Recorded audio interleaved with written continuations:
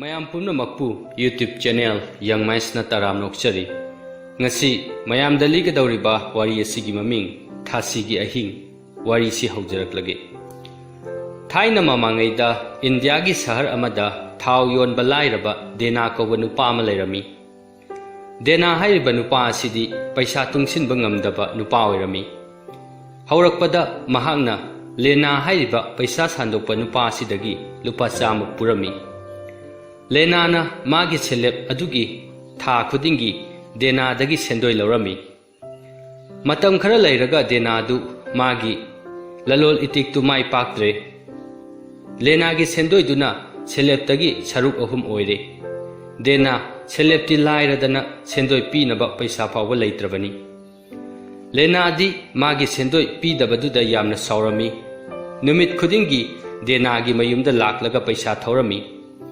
dena bu thina cherami haujikti dena du yamna ware punsi se karino haibadu khalakle lena du numit khudingi numidang wairamda dena gi nupi na sak thonglingai da laklami aduga yamna thina nganglami maduda dena maki nupi amadi masa nupi du chaning thakning ba amata poklamde adumna hapta khara tawraba matungda dena na masa mathanta khalaklami madudi mahak lena gi misei duda khangba ngamdre maram aduna mahak mayum thadoktuna chen khrage haina magi nupi angang du puraga irai laina chen badi yadabanina makhoidi mayumda adum thanam lage khalami numitugi thabaktu loiraga mayumda halakpagi mahutta sahardu lapna chalami adubu mahak kadai da chatlibanu haibadu masa mathanta su khangjaramde nungdang pung tara tarakpada lambi mapanda laiba guha amada yorklami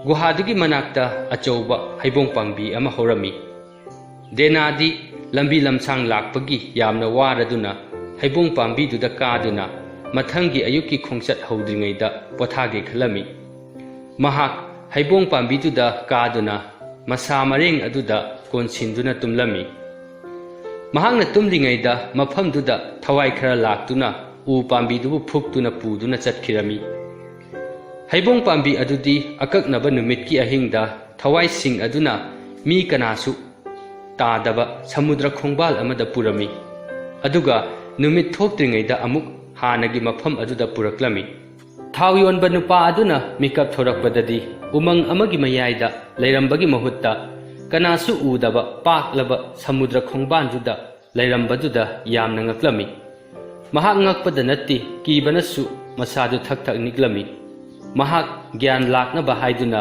phamduna leibada mafam khudingda arangba tandan gumba paiba urami madu ubada mahak amukka hena ngaklami potu karino haibadu khangninglakami tanjaduda magi manakta pot ama paisilaklami makhutu tingthoklaga arangba potu pharami adubu arangba pot adudi angang banung oirami madu leiba khawaidagi hena pi mahangna seliba phaijom adugi machi amada nungdu kislami asumna nung angangba adu ahum amaga phaduna magi phaijom aduda kisilami no ngalamdaida haibong pambi du paiba horaklami haibong du hanagi mafam aduda amuk puraklami angakpa uduna mabu paiduna kihanbadu khara faraga mahak hingli haiduna masa mathanta thagajarami aduga mayum thadoktuna koichat chatpadu toknage khalami mahak saharduda amuk chattuna mayumda halaklami mahaki nupina wahang kaya hangduna mabu thina cherami nupiduna cheiba loiduna tumina leikraba matungda denana haraklami aina haigadaba haibabu si khaktani aina puraki se karino yengu thongnau du chetna thingjillaga magi phaijo masida kiriba nung ahumdu puthoraklami nungdu puthorakpada nungdu yamna langlami magi nupina haraklami apangba sidi nung machani sibu kari kanagadoino chaba yaba potsu natte chaba yaba potni hairadi khanaba yai masibu kaidaunadoino madu hairaga magi nupidu natondu phi kamlaga leithokirami denana mayum thadoktuna chatkringaida lenadu mabu cheiba laklambani adubu yumda leiramdabaduda magi nupida kihalamlaga chatkrabani. Adubu dena lakle tabadagi lenadu denagi mayumda laklami. Minit mangadi lenadu yamna sauna denada nganglami. Mahak choktaraduna wangang ba leplingeda denana haraklami. Aigi imungda changlusi ai karigumba ma haigi. Lena yum manungda changlami. Hanagum thongnaudu thingjillaga denana magi phaijo masida kiriba nung macha maridu lauthораklami. Mahakna hairami aina hojik leiriba haibabu si khaktani.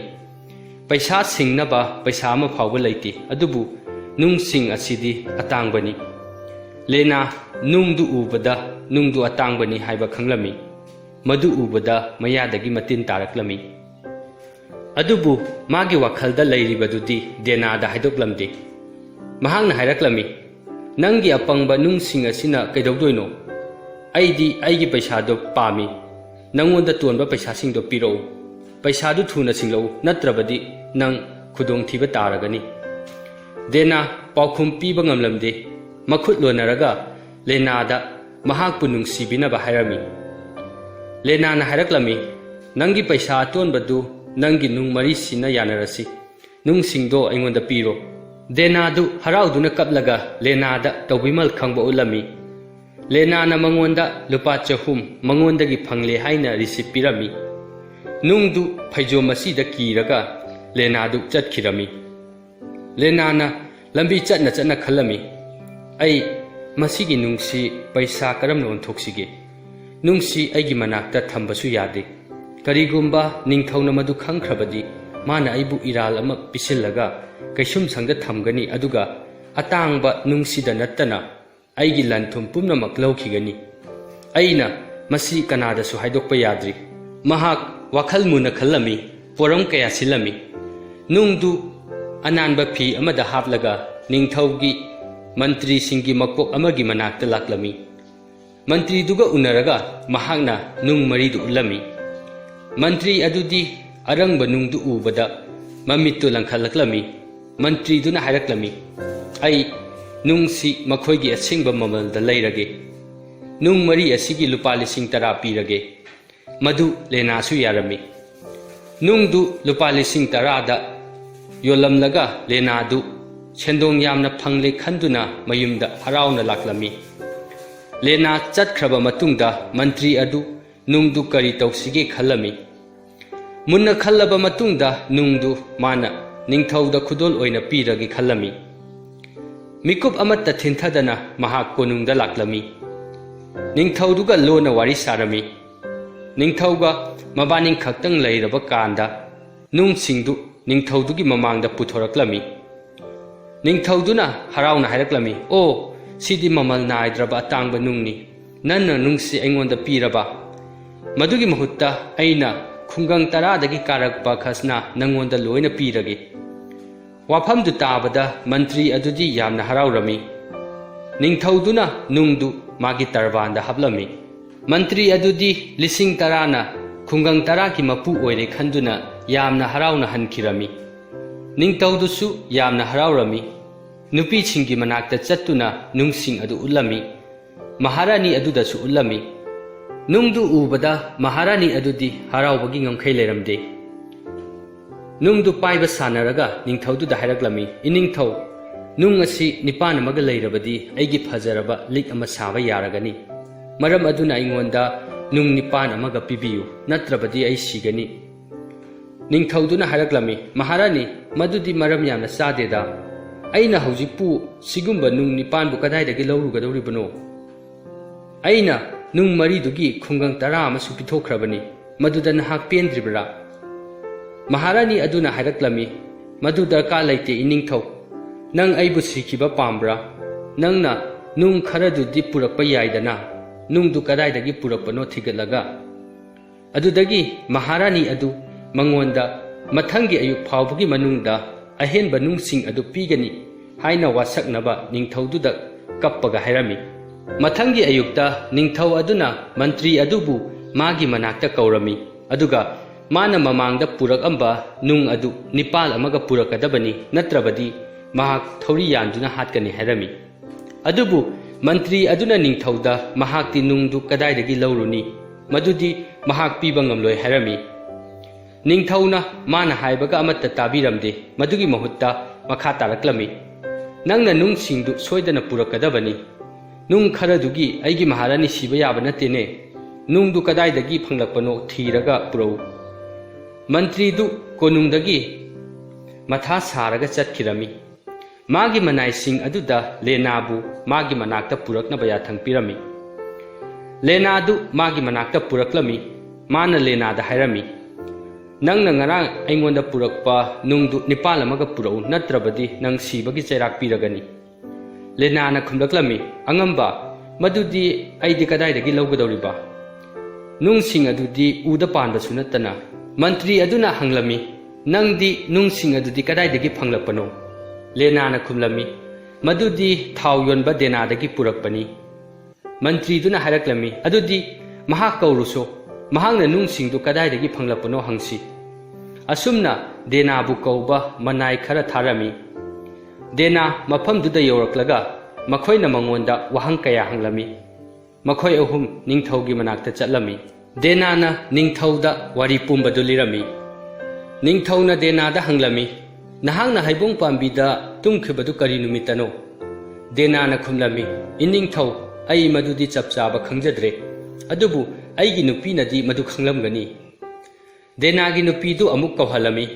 Mahangna numittu nongma Thasigi Ahing amadani. Nongmaijing numitani haraklami. Mipum khudingmakna Thasigi Ahing nongmaijing numitadi thawai singna miyoibabu tamnaba ngami khangnarami. Adubu ningthau aduna mina hainabadu mawalauramde. Mathangi thasi nongmaijing numitta makhoi mari haibadi ningthaudune mantridune denane lenane haibong pambi adugi manakta chatkadabani hairami. Haina khiba matamdu yoraktuna nongmaijing numitki ahingduda makhoi mari tumina umangduda laklami. Makhoina khara chatpaga haibong pambidu thengnarami. Makhoi haibong dugi masasingda kaduna tonglami. Ahing nongyaida haibong pambidu haiba horaklami aduga nungsitta paikhalaklami. Denana ningthauda chiron taurami iningthau usi paiba hore. Ningthauduna haraklami hoi usi paire nangna haiba chumi tumina phamu kari taurake haibadu yengsi. Asumna u pambidu mi maridu puraga mi tadaba samudra khongbal aduda yoraklami. Handaksu arangba thawan mitsak manba nungsingdu paiba horaklami. Denana khalami mamangdadi aigi nakta paisilakpa nung mari khak purakpani. Maduna aigi atonba paisa singdokpa ngamki. Handakti aina ngamba pumnamak puraga laki. Handakti ai inak khullani. Lenana su khalami aina nung marina lising tara phangba ngamkibani. Adubu handakti nung nipu puge. Ai inak yamna khungani. Kona thangdadi mantri oiba yarani. Asomdasu mantri duna khalli. Nung marina aina khungang tara phangjakibani. Nung mayam puduna laibak ama laiduna ningthau oige. Aigi mantri sing thamge. Asomdana ningthauduna su khalli. Aina karigi nung nipan khak pugadawribano. Likun sanaba nung marang kaina purage. Lanthum haibasidi saktini. Mamit karambaga loinana makhoi mari ududagi kumtharaklami. Aduga magi nung hapnaba phi tingthoraklami. Makhoi mari amaga yengnaduna yamba tanaduna nungdu magi phida haplami. Makhoi mari changdamnaduna nung singdu khomjillingaida makhoidi nongalakadawre haibadu khanglamde. Khanghaudana haibong pambidu paiduna chatkirami. Makhoi mari amaga makhoigi nungna pik thanna yauraba phidu yengduna lehaurami.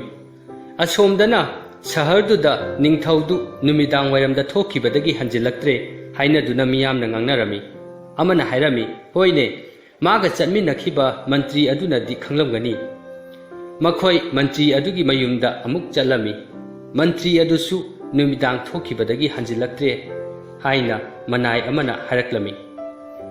Manai duna haraklami maga lenaga chatminakhibani manadi khanglamgani.